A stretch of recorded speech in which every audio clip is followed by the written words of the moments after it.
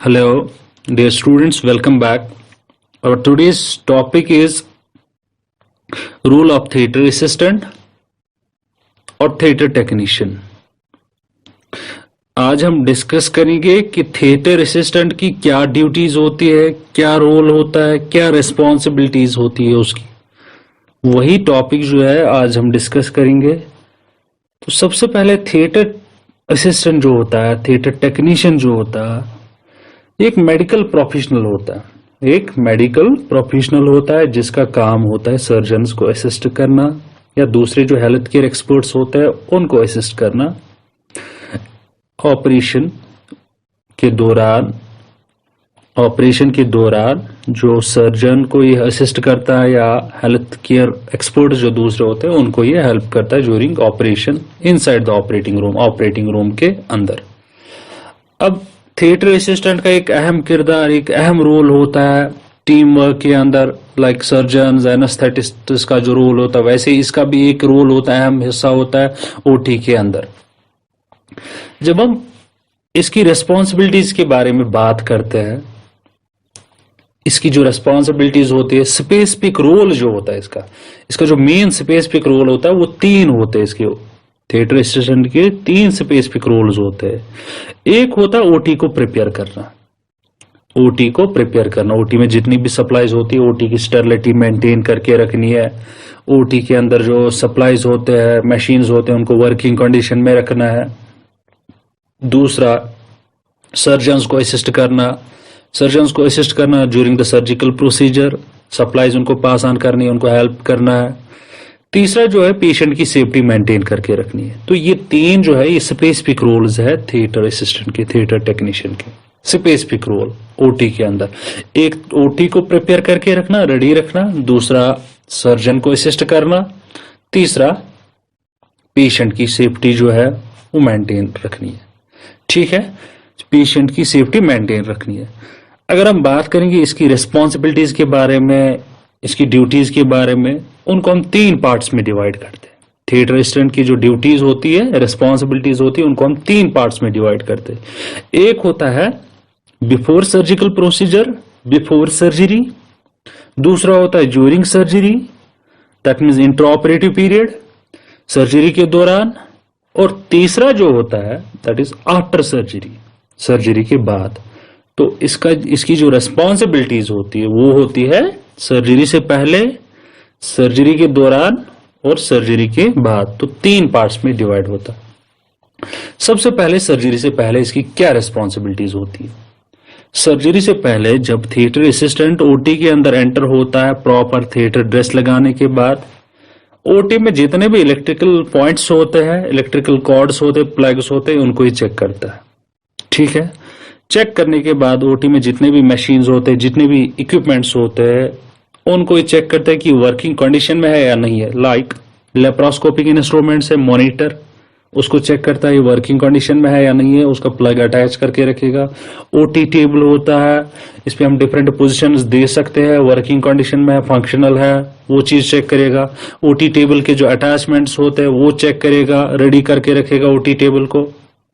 ठीक है, according to surgical procedure कौन कौन से अटैचमेंट्स चाहिए वो रेडी रखेगा ओटी टेबल के। सक्शन अपैरेटस उसको चेक करेगा कि इसमें वैक्यूम जनरेट हो रहा है या नहीं हो रहा है, वर्किंग कंडीशन में है, फंक्शनल है।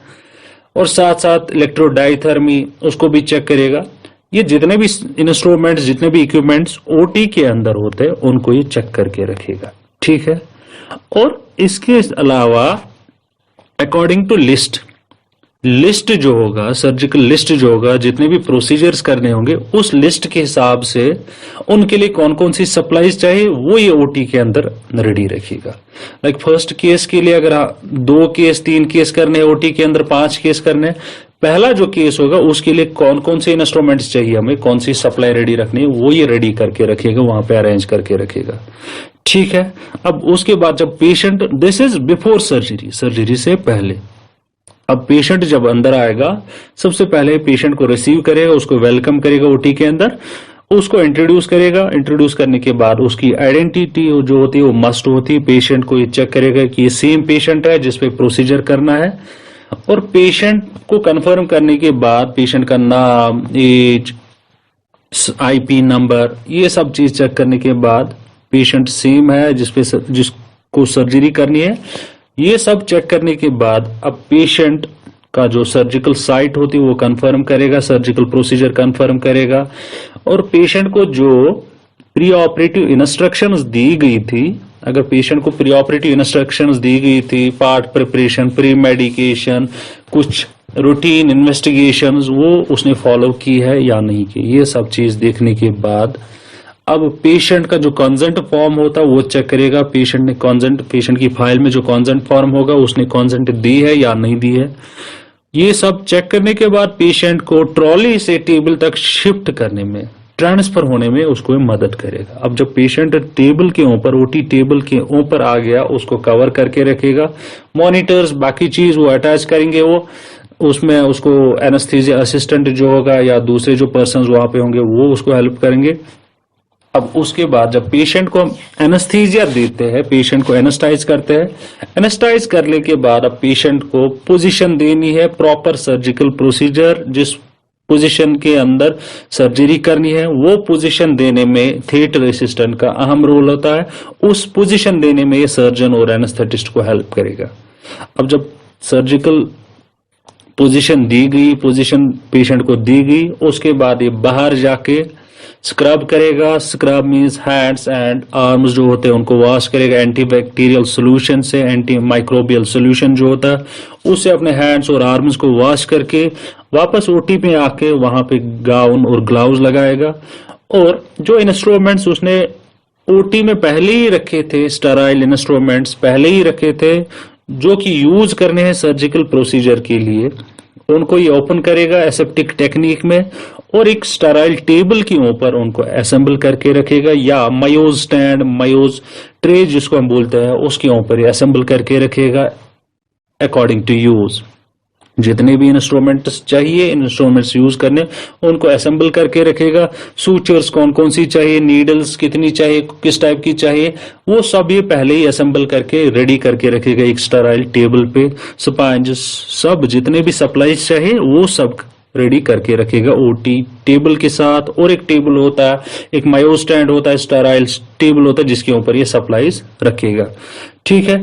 अब जो सर्जिकल ब्लेड होता है उसको ये हैंडल जो होती है, नाइफ जो होता है उसकी हैंडल जो होती है उसके ऊपर लगा के रखेगा, अटैच करके रखेगा, पहले ही रेडी करके रखेगा। उसके बाद जब सर्जन अंदर आएगा स्क्रब करके गाउन और ग्लव लगाने के बाद अब पेशेंट का जो पार्ट है वो प्रिपेयर करना है।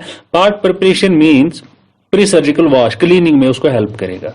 सर्जिकल फील्ड जो होता है उसको पहले वॉश करना है बीटाडीन से, तो उसमें सर्जन को असिस्ट करेगा। उसके बाद ड्रेपिंग करनी होती है, पेशेंट के ऊपर स्टेराइल शीट्स लगाने होते हैं, उसमें सर्जन को असिस्ट करेगा। अब जब ड्रेपिंग होगी, प्री सर्जिकल वॉश हो गया, ड्रेपिंग होगी, उसके बाद सर्जरी स्टार्ट करनी है। स्टार्ट करने से जब ये मायो स्टैंड लगाएगा, इंस्ट्रूमेंट्स टेबल के ऊपर लगाएगा, एक स्टेराइल टेबल के ऊपर असेंबल करेगा, उस टाइम ये काउंट करेगा इंस्ट्रूमेंट्स को। शार्प्स अलग से काउंट करेगा, स्पाइन्स काउंट करेगा, और जो इंस्ट्रूमेंट्स इसने टेबल के ऊपर रखे उनको ये काउंट करेगा, ताकि आफ्टर सर्जिकल प्रोसीजर जब वापस काउंट करेंगे कोई इंस्ट्रूमेंट हम भूल ना जाए सर्जिकल क्या जहां पे सर्जिकल फील्ड होता है उसके अंदर। अब सर्जन को ये जब सर्जरी स्टार्ट होगी, स्कैल्पल पास ऑन करेगा किडनी ट्रे में। स्कैल्पल सर्जिकल इंसिजन के लिए सर्जन नाइफ जिसको हम कहते हैं, जब सर्जन इंसिजन देगा, इंसिजन देने के बाद स्कैल्पल वापस पास ऑन करेगा, उसको ये वर्किंग फील्ड से दूर रखेगा। वर्किंग फील्ड से दूर इसलिए रखना है ताकि इंजरी ना हो जाए। और उसके बाद according to step by step, according to use step by step उसको ये इंस्ट्रूमेंट्स पास ऑन करते रहेगा। किसको? सर्जन को। अब सर्जन को इंस्ट्रूमेंट सप्लाईज पास ऑन कर रहा है, लाइक इंस्ट्रूमेंट्स आर्टरी फोर्सेप्स, दूसरे इंस्ट्रूमेंट्स होते हैं, सक्शन यूज करना है, सक्शन पास ऑन करेगा, रिट्रैक्टर्स यूज करने हैं, tissue holding forceps, dissecting forceps, scissors, जितने भी इंस्ट्रूमेंट्स उसको चाहिए स्टेप बाय स्टेप उसको सर्जन को पास ऑन करेगा। और जो इंस्ट्रूमेंट सर्जन वापस पास ऑन करा उनको ये वेट जो गॉज पीस होता है उससे वाइप आउट करेगा, ताकि उनके ऊपर जो ब्लड होगा वो ड्राई ना हो जाए। तो ड्यूरिंग सर्जिकल प्रोसीजर ये स्टेप बाय स्टेप सर्जन को सप्लाईज पास ऑन कर रहा है। इसके अलावा अगर सर्जन को कहीं पे लाइगेचर लगानी है, ब्लीडिंग हो रही, कोई ब्लड वेसल जो है उसको ब्लॉक करना है, उसके लिए लाइगेचर उसको पास ऑन करेगा, या ब्लीडिंग हो रही है, हीमोस्टेसिस अचीव करनी है, कॉटराइज करना है, तो उसमें उसको असिस्ट करेगा। और साथ साथ अगर रिट्रैक्शन करनी है, सर्जिकल इंसिजन को रिट्रैक्ट करना है, ऑर्गन्स रिट्रैक्ट करने, उसमें उसको हेल्प करेगा, उसमें असिस्ट करेगा। और लास्ट में जब सर्जिकल प्रोसीजर खत्म हो जाएगा, सर्जिकल प्रोसीजर खत्म होने के बाद इंसिजन क्लोज करने से पहले फिर से काउंट करेगा, ताकि जितने भी इंस्ट्रूमेंट्स हमने पहले ओपन किए थे बिफोर सर्जिकल प्रोसीजर वो सब वापस आ रहे हैं, काउंट करके वो वापस आ रहे हैं, कोई इंस्ट्रूमेंट अंदर नहीं रहना चाहिए। ठीक है, तो उससे कॉम्प्लिकेशन हो सकती है, इन्फेक्शन हो सकता है, पर बाउल परफोरेशन हो सकती है, ठीक है, एडजेसेंट ऑर्गन्स डैमेज हो सकते हैं, एवं डेथ भी हो सकती है। वो कॉम्प्लिकेशन प्रिवेंट करने के लिए फिर से काउंट करेगा।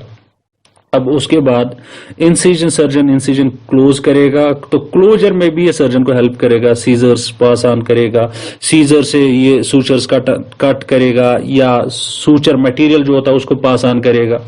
उसके बाद क्लोजर के बाद ड्रेसिंग अप्लाई करने में ड्रेसिंग अप्लाई करेगा, उसमें भी हेल्प करेगा, या ड्रेसिंग खुद अप्लाई करेगा। तो ये कुछ ड्यूटीज होती है during surgical procedure, during surgery. एक होता है बिफोर सर्जरी, दूसरा होता है ड्यूरिंग सर्जरी। अब जब सर्जरी होगी उसके बाद पेशेंट को अब रिकवर करने के बाद, एनेस्थीसिया से वापस रिवर्स करने के बाद पेशेंट को शिफ्ट करते हैं। शिफ्ट करने के बाद शिफ्ट में भी हेल्प करेगा, पेशेंट के साथ जाएगा रिकवरी रूम तक, उसको शिफ्ट करेगा। अब जब वापस ओटी में आएगा, वहां पे जितने भी शार्प इंस्ट्रूमेंट्स थे, शार्प उसने यूज किए थे, ब्लेड, नीडल्स, उनको ये डिस्पोज ऑफ करेगा। और जो इंस्ट्रूमेंट, सॉलिड इंस्ट्रूमेंट, जो इंस्ट्रूमेंट्स यूज हुए थे उनको एक बिन में रखेगा, जिसमें अंदर ये सोल्यूशन डालेगा, ताकि जो ब्लड है वो उनके ऊपर ड्राई ना हो जाए। बिफोर स्टरलाइजेशन, जब हम स्टरलाइजेशन के लिए उन इंस्ट्रूमेंट्स को भेजेंगे, उससे पहले उनको ये वाइप आउट करेगा। ठीक है, और गाउन और ग्लव रिमूव करने के बाद डॉक्यूमेंटेशन करेगा, जितने भी सप्लाईज यूज किए वो ये मेंशन करेगा, जो रिकॉर्ड बुक होती है ओटी के अंदर, तो उसके ऊपर ये मेंशन करेगा। So this was all about role of theatre assistant. अब थिएटर असिस्टेंट का जो रोल होता है, क्विक रिव्यू हम ले लेंगे। तो रोल जो होता है वो होता है ओटी के अंदर, एक होता है, अगर हम स्पेसिफिक रोल्स की बात करेंगे, ओटी को प्रिपेयर करना, सर्जन को असिस्ट करना ड्यूरिंग सर्जिकल प्रोसीजर, और पेशेंट की सेफ्टी। ओटी प्रिपेयर करना एक तो होता है बिफोर सर्जिकल प्रोसीजर, अगर हम इसकी ड्यूटीज की बात करेंगे बिफोर सर्जिकल प्रोसीजर, दूसरा होता है आफ्टर ड्यूरिंग सर्जिकल प्रोसीजर, और लास्ट में जो होता है थर्ड पार्ट जो होता है that is after surgical procedure. Before surgical procedure OT को प्रिपेयर करके रखना है, ओटी में जितने भी सप्लाईज होते हैं, इंस्ट्रूमेंट्स होते हैं, उनको रेडी करके रखना है। ड्यूरिंग सर्जिकल प्रोसीजर सर्जन को असिस्ट करना है, इंस्ट्रूमेंट्स पास ऑन करने हैं। ठीक है, आफ्टर सर्जिकल प्रोसीजर पेशेंट को शिफ्ट करने में मदद करना है, इंस्ट्रूमेंट्स उनको वाइप आउट भी करना है, डिप भी करना है, सोक करके रखना है, और शार्प डिस्पोज करने, और साथ साथ डॉक्यूमेंटेशन भी करनी है। ठीक है, तो ये सब था role of theatre assistant. Brief में थिएटर असिस्टेंट के क्या रोल्स होते हैं, क्या ड्यूटीज होते हैं। ठीक है, so thank you, hope you understand well, thank you very much.